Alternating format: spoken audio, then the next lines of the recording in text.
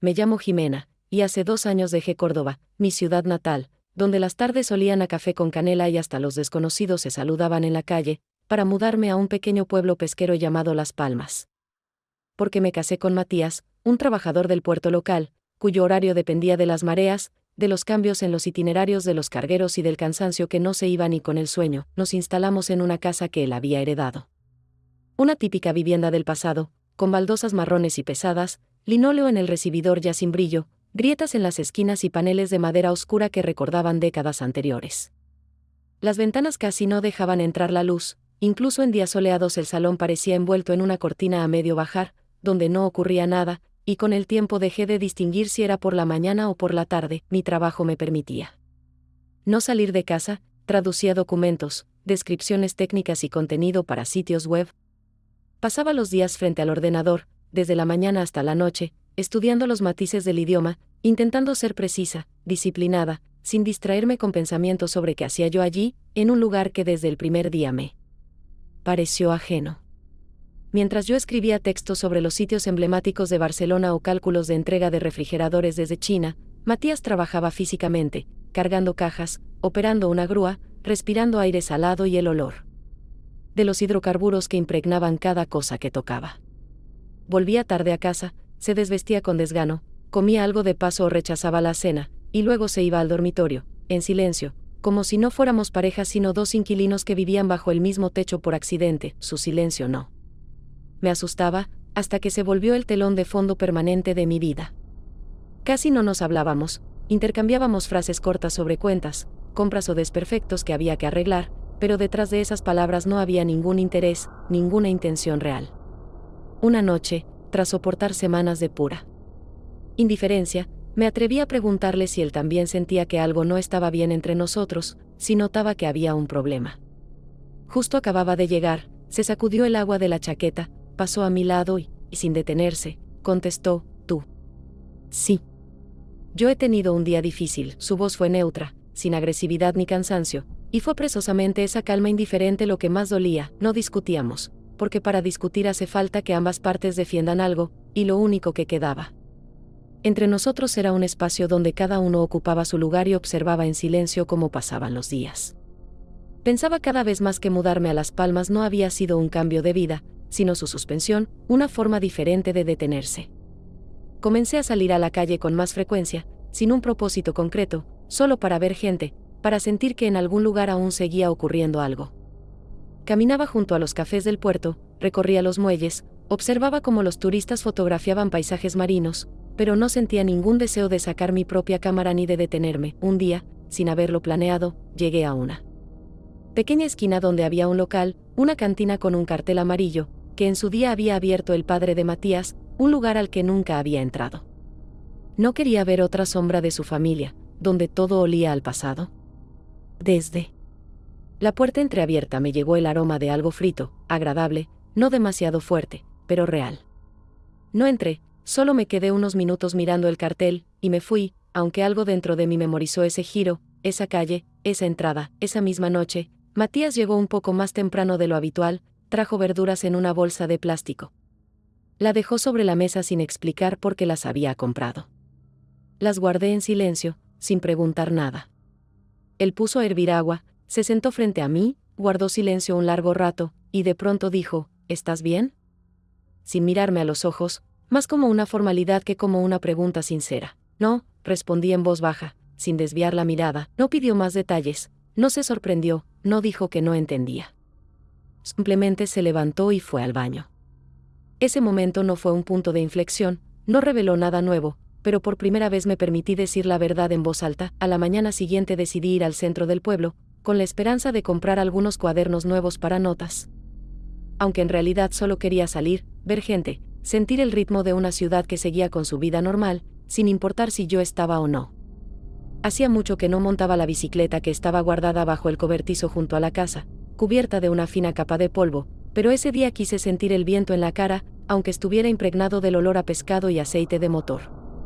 Recorrí varias calles, ya acostumbrada a los baches y los hundimientos inesperados del asfalto, pero al girar en uno de los callejones no logré frenar a tiempo y me estrellé contra un barril de madera que estaba junto a la puerta de aquella misma cantina. No me caí, pero me asusté, porque el golpe fue seco y fuerte, la bicicleta se torció un poco y estuve a punto de perder el equilibrio. En ese mismo instante salió por la puerta un hombre con delantal, de mediana edad, con una barba incipiente en el rostro. Se secó las manos con un trapo y, al verme, en lugar de reprenderme o mostrarse molesto, sonrió de un modo que parecía genuinamente divertido por la situación. O vienes bajando de la montaña, o conduces como yo de azafata, dijo con esa ironía ligera que indica costumbre de bromear sin herir, pero siempre yendo al grano. Yo, sintiendo cómo se me encendía el rostro, le respondí: la bicicleta no es mi punto fuerte. Se rió brevemente, pero con sinceridad. Miró el barril que se había desplazado un poco hacia un lado y añadió: entonces tienes suerte, porque si te hubieras dado contra la nevera, esa no te lo perdonaría. Me sentí más tranquila, porque no vi en él ni un rastro de enfado, ni de juicio, solo una curiosidad amable, mezclada con la experiencia de alguien que ha visto mucho y ya no se sorprende por nada. Me invitó a pasar, dijo que acababa de preparar té de menta, y que seguramente no me negaría después de semejante test drive. Al principio dudé, no estaba acostumbrada a entrar en lugares ajenos sin razón, pero en ese momento sentí que quería quedarme al menos unos minutos. Porque en esa cantina olía a algo real, no a empanadas congeladas recalentadas, como en los sitios turísticos, sino a platos preparados para uno mismo, con paciencia y entendimiento. Dentro se sentía acogedor, unas pocas mesas con superficies de madera desgastada, manteles manchados de café, una vieja radio en una estantería que reproducía música instrumental a bajo volumen. Nos sentamos cerca de la ventana y él me sirvió una taza de té, sin hacer preguntas innecesarias, sin intentar averiguar de dónde venía o por qué estaba allí. Y eso me gustó. Esa falta de curiosidad por los detalles era una forma de respeto. Hablamos de cosas simples, de la bicicleta, de cómo el sol arruina los barriles demasiado rápido, de que su padre había abierto esa cantina antes de que yo naciera, y que él, el hijo, no planeaba continuar el negocio, pero la vida decidió por él. Se llamaba Ernesto, un nombre que sonaba firme y confiable, sin pretensiones. Hablaba sin prisa, sin interrumpir, y cada una de sus respuestas era clara pero no invasiva. Sentí que quería quedarme un poco más. No porque me interesara saber quién era él, ni porque fuera especialmente amable. Solo porque allí se respiraba calma. Sin presión, sin hospitalidad fingida. Un lugar donde no tenía que explicar nada, ni responder a frases vacías. Cuando salí, el día ya comenzaba a inclinarse hacia la tarde. Caminé despacio, llevando la bicicleta al lado, sin apuro. Como si temiera regresar a una casa donde nadie me esperaba y donde hacía tiempo ya no se preparaba té sin motivo. Durante las semanas siguientes, empecé a visitar la cantina con más frecuencia, al principio como si fuera por casualidad, con el pretexto de que pasaba por allí y decidía tomar un té, pero con el tiempo estas visitas se convirtieron casi en una costumbre. Porque era el único lugar donde podía respirar con facilidad, donde no había nada forzado, ni pretencioso, ni aplastante, como en nuestra casa, donde cada movimiento parecía de más y ya no quedaba espacio para ser uno mismo. Ernesto aceptaba mi presencia sin sorpresa ni preguntas, y cada vez me recibía con esa misma calma equilibrada, como si mi presencia no necesitara explicación ni despertara esa resistencia interna que yo venía sintiendo últimamente en todas partes. A veces me ofrecía algo para probar, una sopa de mariscos, pan casero o aperitivos curiosos preparados según recetas locales, y cada vez notaba cómo sus ojos seguían mi reacción con atención, no de forma invasiva, pero sí con interés genuino, como si realmente le importara si distinguía la canela en la salsa o si notaba que el atún era del día. Empecé a ofrecerle mi ayuda, al principio en tono de broma, porque quería hacer algo a cambio, no solo sentarme a beber té, y luego ya en serio comencé a llevar las cuentas, revisar listas de proveedores, incluso contar el cambio cuando él lo pedía, sabiendo que yo trabajaba con números todos los días.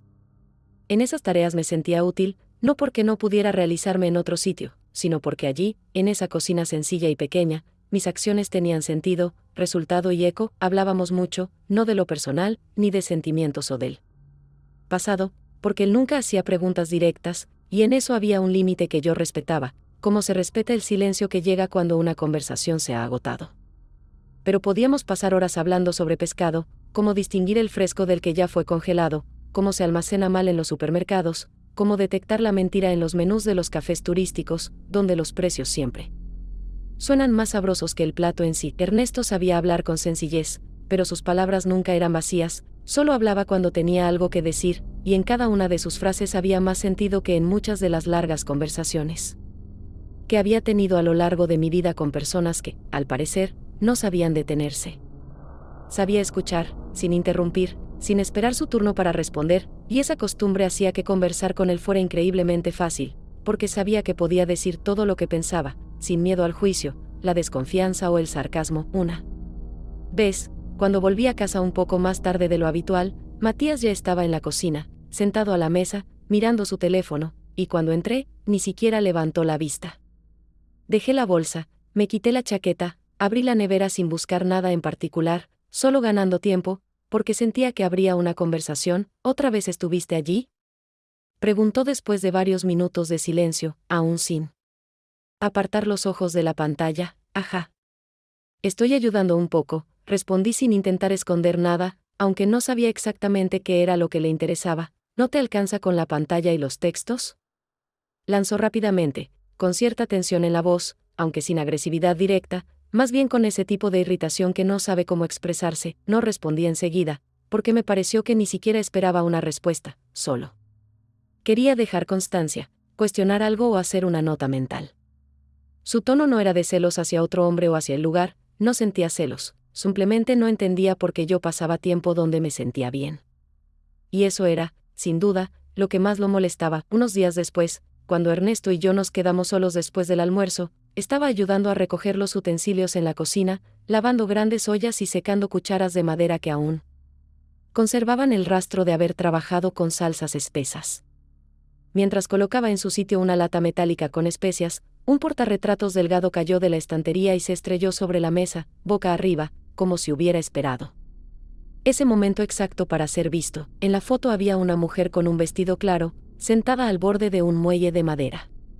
Su cabello suelto le caía sobre los hombros, los pies sumergidos en el agua, y su sonrisa era tan viva que parecía a punto de hablar. Me detuve, levanté con cuidado el marco, pasé el dedo por el cristal como si tocara algo que no me pertenecía. Y me disponía a devolverlo a su sitio sin hacer preguntas, cuando Ernesto, que en ese momento sacaba una bandeja con pan recién hecho, dijo casi en susurro, pero con voz clara: es mi hermana.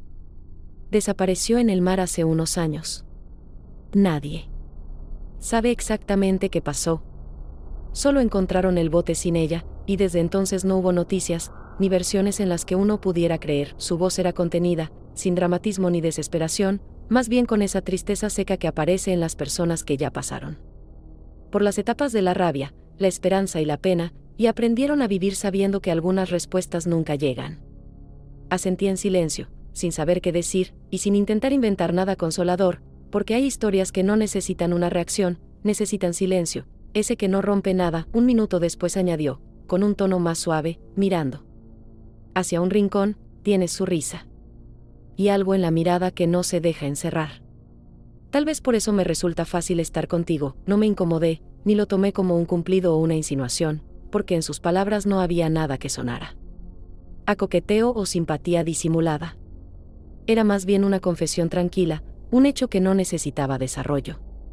Como sucede con algunas personas que de pronto reconocen en alguien desconocido algo propio, no un rostro, no una voz, sino una parte de la memoria que regresa sin previo aviso. No volvimos a hablar de ella, y la foto volvió a ocupar su lugar entre otros objetos de la repisa, junto a una caja de azúcar, facturas viejas y un frasco de pimienta molida. No pregunté cómo se llamaba, cuántos años tenía, si tenía hijos, porque no todas las historias deben desenredarse hasta el final. Me bastaba con saber esto, que fue importante para él, que desapareció, y que yo le recordaba algo de ella, no por mi aspecto, sino por algo intangible, algo que quizás nadie más percibía. Esa misma tarde, al regresar a casa, Matías dormía en el sofá, aún con la ropa de trabajo puesta, la televisión encendida sin sentido, y el aire de la habitación impregnado del aroma a café frío que probablemente no había terminado. Pasé a su lado sin detenerme, me quité la chaqueta, me senté en la cama y me quedé mirando por la ventana, en la que no había nada, solo el reflejo de la habitación y la lámpara del techo. Me costaba entender exactamente lo que sentía, pero sabía con certeza que ese momento en la cantina había cambiado algo en mí, aunque todavía no pudiera nombrarlo. No fue el comienzo de nada nuevo, no fue una traición ni una transgresión a los límites que nunca definimos.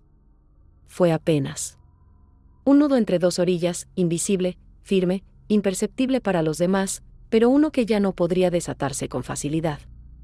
La semana siguiente fui al mercado, como lo hacía habitualmente cada sábado, con una libreta en la bolsa, una lista de lo que debía comprar y la costumbre de mantenerme un poco al margen, para evitar conversaciones innecesarias, no llamar la atención y no gastar energía en una cortesía que ya empezaba a agotarme. Caminaba entre los puestos, pasando por los vendedores de pescado, hierbas, huevos caseros, y elegía tomates frente a una mujer que ya había visto varias veces, pero con la que nunca había hablado, corte de pelo corto, un delantal demasiado llamativo, una mirada rápida que ya descifraba a una persona antes de que hablara, cuando extendí la mano hacia el canasto con tomates rojos y firmes. Ella me miró por encima del mostrador y, sin cambiar el tono de voz, dijo como al pasar, pero lo suficientemente alto como para que no pareciera casual: ¿y tú qué haces ahí todo el día? Con tu suegro. Su voz era neutra, pero no amable. Tenía ese tono que muchos llaman curiosidad, aunque en realidad ya es juicio. Me quedé quieta un momento, enderecé los hombros como si tuviera que prepararme para algo más grande que una simple compra de verduras, y, sin apurarme en la respuesta, contesté con la misma franqueza que había escuchado: aprendo cocina. Ayudo, cocino un poco. Ella entornó los ojos, tomó uno de los tomates, lo giró entre sus manos como si evaluara algo, y luego de unos segundos, cuando ya creía que la conversación había terminado, lanzó una frase corta con una sonrisa que no traía nada bueno. Ajá. Lo importante es no sobrecocer. Lo entendí todo sin explicaciones. No se trataba de comida, ni de recetas o habilidades, se trataba de que la gente del pueblo había empezado a hablar, a mirar, a notar. En un lugar pequeño, donde cada movimiento está bajo lupa y toda mujer desconocida en el negocio de otro ya es motivo de charla, lo que ocurría entre Ernesto y yo comenzó a cobrar peso no por lo que hacíamos, sino por lo que ellos se imaginaban. No me justifiqué ni traté de explicar nada. Simplemente pagué por los tomates, tomé la bolsa y seguí caminando, con la cabeza erguida, sin apresurar el paso, aunque por dentro algo se me encogía, no de miedo, sino por saber que aquel espacio silencioso y prudente mío empezaba a ser llevado al juicio público. Todas esas horas en las que ordenaba papeles, cortaba pescado, hervía té, probaba salsas, ayudaba con las cuentas sin cruzar ninguna línea, ahora podían convertirse en argumento para decisiones ajenas, suposiciones, condenas. Esa misma noche, ya en la cocina con Matías, todo por dentro parecía un poco torcido, como si un eje se hubiera desplazado, aunque en apariencia nada hubiese cambiado. Cenábamos casi en silencio, y yo trataba de comer despacio, sin expresar nada, como si mi comportamiento pudiera frenar los cambios que ya se habían puesto en marcha. En el aire flotaba algo, no dicho, pero evidente. No sabía cuánto tiempo más duraría esa frágil posición de equilibrio, ni si yo podría seguir dentro de ella. La noche siguiente, al volver a casa después de haber ayudado a Ernesto a ordenar la despensa, revisar los pedidos para la semana siguiente, por primera vez, haberme atrevido a preparar una salsa por mi cuenta, aunque bajo su tranquila supervisión, noté de inmediato que algo había cambiado en la casa. No por algo dicho o hecho, sino por la manera en que Matías estaba sentado en la cocina, aún con la chaqueta puesta, la que solía quitarse apenas llegaba, con los brazos cruzados, como si contuviera un movimiento que en realidad deseaba hacer. Me quité el abrigo. Fui hasta el fregadero, me lavé las manos sin apurarme, evitando mirarlo, porque ya entendía que esa noche algo sería dicho en voz alta, y no podría evitarse aunque guardara silencio hasta el amanecer. Esperó a que volviera a la mesa. No dijo nada mientras me sentaba, y solo entonces, sin cambiar de postura, sin mirarme siquiera, soltó una frase como un golpe seco, sin intención de abrir diálogo, sin duda ni precaución, sino como un ataque directo, sin posibilidad de preparación. ¿Te acuestas con él? No respondí de inmediato, porque esa forma de preguntar no buscaba respuesta, era una acusación que no necesitaba pruebas, y mi silencio fue más por la sorpresa que por culpa.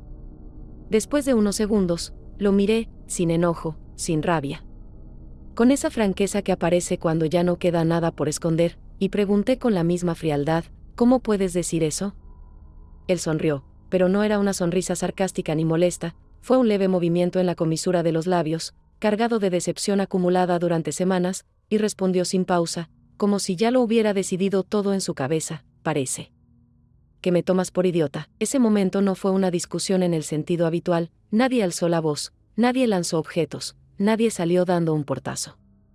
Fue una conversación entre dos personas que hace tiempo habían perdido el interés el uno por el otro, y que, por alguna razón, seguían viviendo juntas. Y cuando una de las partes cambia, la otra lo percibe como una amenaza, aunque no entienda del todo porque no respondí enseguida. Tragué saliva, esperé unos segundos más y entonces, con voz firme, sin elevar el tono, dije lo que no cabía en su pregunta pero que debía ser el centro de todo: basta. ¿Y tú, cuándo fue la última? ¿Ves que me preguntaste cómo estoy?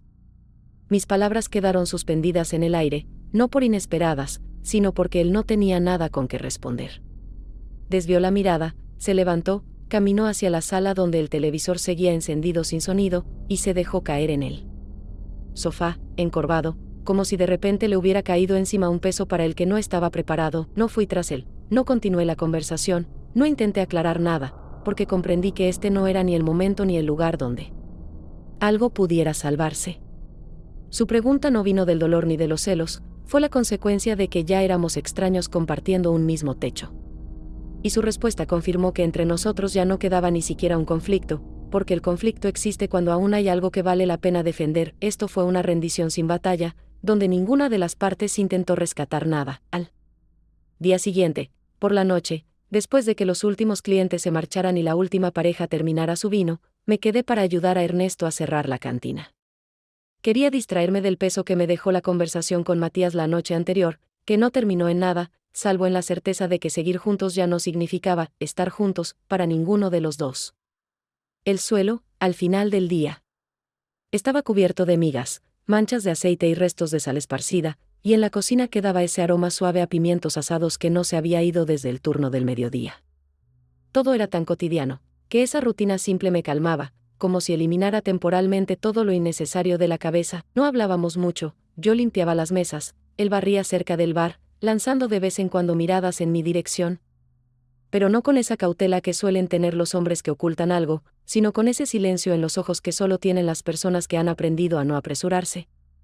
Que realmente escuchan, incluso cuando no se dice nada. La luz sobre la barra comenzó a parpadear, como ya lo venía haciendo desde hacía varios días, aunque Ernesto había dicho que llevaba tiempo queriendo cambiar la bombilla, pero siempre lo posponía, ya fuera por falta de tiempo o porque se le olvidaba cuando salía. Cuando terminamos con las últimas tareas, sacar la basura, cerrar la caja, apagar la mayoría de las luces, dejando solo una cálida en la esquina, me alcanzó el abrigo que había dejado en la despensa, y por un momento detuvo su mirada en mi mano cuando lo tomé. Su gesto fue indeciso, pero no torpe. Había algo profundamente humano en él, algo de cansancio y de calor que se buscan mutuamente incluso cuando saben que no deben. Ya estaba a punto de decir gracias e irme, cuando él, en voz baja, casi en susurro, dijo, sin soltar aún mi abrigo: no sé si debería. Su voz no tenía seguridad, y tampoco ese tipo de convicción con la que tantas veces escuché a otros hombres hablar. No quería convencerme de nada, y justamente eso hizo que ese instante pesara tanto. Lo miré, cansado, contenido, con una cicatriz sobre la ceja que nunca había notado antes y que, de algún modo, parecía haber estado allí siempre, solo que yo nunca había mirado tan de cerca. Entonces respondí, sin reír, sin vergüenza, sin pausas: yo ya hace tiempo que no sé qué se debe. El beso no fue profundo, ni largo, ni apasionado, no fue una escena de película, no hubo música, ni siquiera palabras que justificaran lo que pasó. Fue breve, detenido por sí mismo, como si los dos hubiéramos comprendido al mismo tiempo que no podíamos ni queríamos ir más allá, pero tampoco podíamos contenernos dentro de los límites que habíamos sostenido por tanto tiempo. No fue un gesto de amor, ni una declaración de deseo, sino una pausa en el camino, donde dos personas agotadas se encontraron un momento en una mirada que no exigía nada a cambio. Después, nos separamos, sin explicaciones, sin disculpas, sin promesas, simplemente volvimos a las tareas que quedaban. Él revisó el cerrojo de la puerta de entrada una vez más, yo abotoné mi abrigo y me puse la capucha, como si algo tuviera que protegerme de lo que estaba por alcanzarme. La calle estaba vacía, el viento balanceaba suavemente los carteles plásticos de los kioscos, y mientras caminaba hacia casa, no miré atrás, porque sabía que ese beso no había comenzado nada, pero sí había cerrado algo dentro de mí. A la mañana siguiente, al despertarme más temprano de lo habitual, sentí de inmediato un vacío inquietante en los mensajes: ningún llamado de Ernesto, ninguna nueva tarea, aunque habíamos acordado revisar los gastos del último mes y, por fin, resolver el tema con ese proveedor que siempre enviaba facturas con unos cuantos euros de diferencia. Esperé una hora, luego otra, y solo después del mediodía, cuando la preocupación se hizo real, decidí llamarlo. Pero no fue él quien atendió, sino su sobrino, ese que a veces ayudaba en la cocina los sábados, y con un tono bastante indiferente me informó que Ernesto no iría hoy, que se había resbalado detrás de la barra, se torció el tobillo y ahora estaba en casa, con reposo y pomada, además de compresas de vinagre, porque así lo curaba su madre, y entonces debe funcionar. Colgué sin saber exactamente cómo reaccionar. Aunque algo así podía pasar en cualquier momento, en esta situación tenía un aire simbólico, como si aquella pequeña ruptura de las reglas no escritas hubiera cobrado forma física, no castigo, no premio, solo la respuesta de la realidad a un exceso de cercanía que no debía haber ocurrido. Hacia el final del día, decidí ir a su casa, no por deber, sino porque era la única continuación lógica de todo lo que habíamos iniciado en silencio. Compré una pomada antiinflamatoria, vendas, limones, recordaba que se le habían acabado, y tomé el camino ya conocido, sin inventar explicaciones por si me cruzaba con alguien. Él mismo abrió la puerta, rengueando, con el rostro cansado. Pero tranquilo, sin sonrisa, aunque tampoco con un gesto de querer que me fuera. No hablamos mucho, yo dejé lo que había traído, él asintió, agradeció, nos sentamos en la cocina, y ese encuentro breve fue como una continuación del día anterior, sin romanticismo, sin drama, algo muy simple, en lo que ninguno de los dos quería acelerar ni complicar nada. En ese momento, ambos entendíamos que cualquier gesto o palabra de más podría cambiarlo todo, así que respetábamos el silencio entre frases, donde había más sentido que en muchas largas conversaciones sobre relaciones. No me quedé mucho tiempo, dejé la pomada sobre la mesa, le pedí que mantuviera el pie elevado, le recomendé que probara un té con limón, y al salir, noté como una vecina del balcón de enfrente se inclinaba un poco para observar mejor mi silueta, sin disimular su curiosidad. No me sorprendió. Sabía que en un lugar como Las Palmas no existe anonimato, y que cualquier desviación de la norma, como una mujer saliendo por la tarde de la casa de un hombre solo, entra automáticamente en el foco de la red de observación local, más eficiente que cualquier red digital. Más tarde, ya en casa, después de cambiarme, poner a hervir agua para el té y sentarme casi frente al portátil, Matías entró en la habitación con el teléfono en la mano, lo lanzó sobre la mesa con fuerza medida, lo justo para que se oyera el golpe sordo del aparato contra la madera, y sin mirarme dijo: ya medio pueblo te casó con él. No miré la pantalla de inmediato, pero cuando lo hice, vi la captura de pantalla de una publicación en Facebook, escrita por alguien que creyó oportuno insinuar cosas. Hablaba de la nueva dueña de la cantina, de la forastera que se acomodó bien, y en los comentarios servían las suposiciones, los chistes, las frases a medias que para algunos eran entretenimiento, pero para mí eran un recordatorio de que ya no tenía derecho a pasar desapercibida. Giré la cabeza hacia Matías, que permanecía con los brazos cruzados, esperando una respuesta, como si esa escena fuera el último intento de comprobar quiénes éramos. Y entonces, mirándolo directo a los ojos, con calma, sin levantar la voz ni buscar herirlo, dije lo que hacía tiempo era verdad: tal vez ahí al menos no soy un fantasma. Nos miramos durante unos segundos. Pero en ese cruce de miradas no había ni rabia ni sorpresa, solo el cansancio de seguir intentando sostener algo que ya no era real. Unos días después, cuando volví a la cantina, ya sin bolsas, sin lista de tareas que pensaba ayudar a completar, solo para asegurarme de que Ernesto se sintiera mejor y quizá ordenar un poco la documentación que siempre se acumulaba en las carpetas junto a la caja, sentí de inmediato que algo había cambiado. No era algo físico, las mesas, las sillas, incluso la vajilla estaban donde siempre. Pero en el aire había una tensión que antes no existía entre nosotros. Ernesto estaba de pie junto a la barra, apoyado con el codo en un estante, mirando uno de los vasos vacíos como si fuera un espejo, intentando ver algo a través del vidrio o, al menos, reunir el coraje necesario para iniciar una conversación que, claramente, ya no quería seguir postergando. Cuando me acerqué, no habló. Enseguida, como si necesitara confirmar que yo realmente estaba allí, que aún podía desaparecer antes de decir lo que llevaba tiempo dando vueltas en su cabeza. Su voz fue tranquila, sin quebrarse, pero más firme que de costumbre, como la de alguien que ha dudado mucho, pero al fin decidió, y ya no quiere discutirlo: voy a cerrar. La cantina dejó de ser sobre comida. Demasiada atención puesta no en los platos, sino en ti. Ya no es un negocio, y no quiero luchar contra algo que no crece desde dentro, sino desde afuera. Sus palabras eran claras, razonables, y no podía no estar de acuerdo, aunque todo dentro de mí se resistiera a aceptarlo. Porque justamente en ese lugar, entre esas paredes, había sentido por primera vez en semanas que tenía un sitio propio, aunque fuera temporal, que mis manos, mi voz, mis habilidades no solo eran utilizadas, sino necesarias. No discutí, no intenté convencerlo de cambiar de idea. Porque entendí que su decisión no tenía que ver con las ganancias ni con los vecinos entrometidos, sino con su cansancio, con la fatiga de vivir bajo la mirada constante, el murmullo perpetuo a sus espaldas y el esfuerzo de descifrar para los demás algo que ni nosotros mismos habíamos definido. No me dolió perder un empleo, nunca hubo sueldo, ni contrato, ni siquiera planes de quedarme allí por años. Ni me llamaba a mí misma su asistente oficial. Iba porque quería, porque era honesto. Pero me partía saber que, con esas puertas cerradas, perdía también un espacio donde me veían, no con sospechas, no por estar casada, no como la forastera, sino como alguien que sabía estar en el momento justo, decir lo necesario, hacer lo que tocaba sin grandes palabras. Me quedé para ayudar en el último día, limpié el suelo, empaqué los utensilios, quité de las paredes los horarios que alguna vez habíamos elaborado juntos, pensando cómo organizar mejor las compras del fin de semana. Todo el proceso de cierre fue en silencio, no porque hubiéramos levantado muros entre nosotros, sino porque no hacían falta palabras cuando ambos sabíamos que este final no era una derrota, y que no podíamos salvar ese lugar de aquello que nos perseguía desde afuera. Cuando cerré la última caja de utensilios y se la pasé a Ernesto, no me dio las gracias ni se despidió con frases hechas. Solo asintió, como quien reconoce que a partir de aquí cada cual toma su camino, sin necesidad de dramatizar ni prometer. Salí a la calle, el aire marino me golpeó con fuerza, como después de estar mucho tiempo encerrada, y caminé varios bloques antes de detenerme.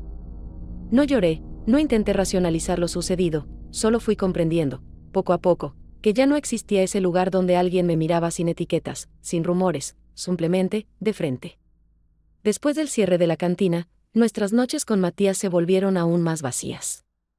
Aunque ya antes no había mucha interacción entre nosotros, ahora, sin siquiera el peso invisible de mi ausencia, que le molestaba más que mis actos reales, nuestra casa se transformó en un espacio donde cada movimiento parecía innecesario, como si los dos existiéramos dentro de una caja sin contenido, sin propósito, sin intención de siquiera simular algún vínculo. Él seguía volviendo del puerto, usualmente en silencio, se cambiaba de ropa, ponía a hervir agua o recalentaba las sobras del día anterior, se sentaba a la mesa a comer sin mirarme, y luego se iba al salón, donde el televisor funcionaba como ruido de fondo, sin que le interesara realmente lo que mostraba. Yo dejé de preguntarle a qué hora volvería, no esperaba su llamada si se retrasaba, no le preguntaba cómo había sido su día, ni le contaba el mío, porque ambos sabíamos que cualquier intento de conversación sería solo un esfuerzo por fabricar algo que ya no existía. Como si se intentara poner una cortina frente a un derrumbe que ocurrió hace tiempo, pero que ninguno se atrevía a reconocer del todo. Cada día comenzaba igual, me despertaba, preparaba café, revisaba vacantes en línea, leía descripciones de puestos, copiaba contactos, enviaba currículums, aunque en el fondo sabía que el trabajo no era una solución, sino apenas un mecanismo para mantener mi mente en movimiento. Para no dejarme caer del todo, empecé a ordenar cosas casi de forma automática, apartar vajilla vieja, clasificar ropa, tirar lo innecesario, no porque tuviera un plan o un nuevo comienzo en mente, sino porque resultaba más fácil habitar un espacio con menos objetos, menos recuerdos, menos polvo acumulado en la memoria. Ya no buscaba conversaciones, pero tampoco huía de ellas, simplemente había dejado de ver sentido en hablar cuando las palabras no nacen de una necesidad real de ser escuchadas. No sentía ya el impulso de ser comprendida en un lugar donde nadie tenía ya la capacidad de escuchar. A veces me descubría yendo más seguido a la playa, incluso sin planearlo esa mañana, salía de casa sin un destino claro, y mis pies me llevaban allí, al lugar donde podía mirar el mar, sentarme sobre la arena, apoyarme contra una piedra y simplemente estar, sin nombre, sin rol, sin tener que explicar por qué estaba allí o qué sentía. No contaba las horas, no medía el tiempo, no buscaba encuentros, me bastaba con que nadie tocara mi espacio, que nadie hiciera preguntas, que nadie intentara meterme en algo que ya no tenía que ver con mi presente. Una vez, al volver de la playa, donde estuve quizás 2 o 3 horas simplemente mirando las olas y escuchando el viento golpear botellas vacías en el contenedor de basura, comprendí de pronto que ya no esperaba nada. No esperaba disculpas, no esperaba llamadas, no esperaba cambios, no tenía esperanza de que algo repentinamente se volviera distinto. Y esa idea no fue dolorosa ni trágica, fue como aceptar una estación del año. Como cuando uno se da cuenta de que anochece más temprano, y ya no se sorprende. Simplemente, ya no esperaba, ni de él, ni de mí, ni de la gente con la que cruzaba miradas en la calle o en el supermercado. Seguía viviendo en una casa que no había elegido, con un hombre al que hacía tiempo no reconocía, pero que seguía ahí, no por amor ni por costumbre, sino tal vez por inercia, o porque ninguno de los dos tenía una respuesta clara a la pregunta, ¿y ahora qué? Ya no había discusiones, ni charlas sobre nosotros, ni nada que pudiera irritar o tocar un nervio, porque no quedaban emociones. Todo lo que una vez significó algo se había vuelto fondo, como el zumbido constante de un aire acondicionado, que uno deja de notar. Y en esa completa ausencia de conflicto, en esa nueva y extraña forma de calma, entendí que el silencio ya no era síntoma, era el estado habitual, que ya no necesitaba explicación. Habían pasado poco más de 2 meses. Desde aquella última noche en que estuve en la cantina cerrada, sosteniendo en mis manos una caja de plástico con utensilios y mirando cómo Ernesto cerraba la puerta tras la que quedaban horas compartidas, horas de trabajo, de silencios, a veces de risas, otras veces demasiado serias, pero siempre auténticas. Porque ninguno fingía, ninguno actuaba un papel que, con el tiempo, borrara la línea entre lo real y lo impuesto. Durante todas esas semanas viví sin apuro, sin nuevos comienzos, sin grandes planes, buscando pequeños trabajos, traduciendo textos para agencias pequeñas, caminando hasta la playa o deambulando por los barrios, observando ventanas cerradas, grafitis en las paredes, nuevos escaparates en las tiendas, como si intentara, al fin, formar un lazo con la ciudad que nunca llegué a sentir mía. Cuando recién llegué, una mañana, al salir rumbo a la oficina de correos para recoger un paquete, un libro que había encargado hacía más de un mes y que ya casi había olvidado, abrí el buzón y encontré un sobre blanco delgado, sin remitente, sin sellos, sin firma. Simplemente colocado entre folletos publicitarios y una tarjeta del banco. Al principio pensé que podía ser un papel abandonado por error, pero al sostenerlo en la mano, sentí de inmediato que no era casual. El peso de ciertos mensajes se percibe incluso antes de leer una sola palabra. Rasgué el borde del sobre. Saqué una hoja doblada, y en el interior encontré una sola línea escrita con tinta negra, sin firma, sin fecha, sin destinatario. Lo que no tocaste, se deshizo solo por lo que te convertiste. Leí esa frase 2 veces, luego una tercera, y cada vez sonaba distinta, primero como una acusación, después como una explicación, y por último como una conclusión clara, que no necesitaba descifrarse. En ella no había rabia, ni pena. Solo un hecho que, al parecer, había estado esperando mucho tiempo para ser dicho, no para mí, no como reproche, sino como reconocimiento de esa fuerza sutil que transforma lo que la rodea, incluso sin intención de hacerlo. Esas palabras no me parecieron ajenas ni forzadas, porque sabía que no eran sacadas de un libro, ni elegidas al azar. Era algo dicho por alguien que había visto el proceso desde dentro, y que no necesitaba saber más para entender lo que pasó. Me quedé en las escaleras frente a la puerta, sosteniendo ese papel que no pedía nada, que no prometía nada, y no sentí deseo de llorar ni de gritar, porque por dentro ya había silencio desde hacía mucho, y cualquier reacción parecía innecesaria.